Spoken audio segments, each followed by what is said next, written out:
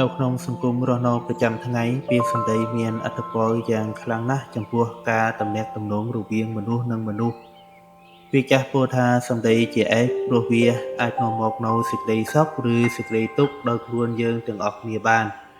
នៅក្នុងព្រះពុទ្ធសាសនាការប្រើប្រាស់ពាក្យសម្ដីឲ្យបានត្រឹមត្រូវត្រូវបានព្រះសម្មាសម្ពុទ្ធចាត់ទុកថាជាសម្មាវាចា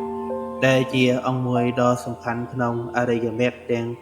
8សម្មាវាចាមានន័យថាការពោលពាក្យត្រឹមត្រូវឬសម្ដីដែលប្រកបដោយធម៌វិន័យដើម្បីចាត់ទុកថាជាសម្មាវាចាពាក្យសម្ដីរបស់បុគ្គលម្នាក់ត្រូវតែប្រកបដោយ4ប្រការនោះគឺទី1មិននិយាយកុហកមុសាវាទមិននិយាយបោកប្រាស់ឬបំភ្លៃការពិតទី2មិននិយាយញុះញង់បេសនាវាចាមិននិយាយពាក្យដែលនាំឲ្យគេបែកបាក់សាមគ្គីឬឆ្លោះប្រកែកទាស់ទែងគ្នាទី3មិននិយាយពាក្យអាក្រក់ផារុសវាចាមិនជេរប្រមាថប្រើពាក្យគំរោះគំរើយឬពាក្យទ្រគោះបោះបោកដែលធ្វើឲ្យអ្នកស្ដាប់ទៅវាមានការឈឺចាប់ទី4មិននិយាយរយរៃ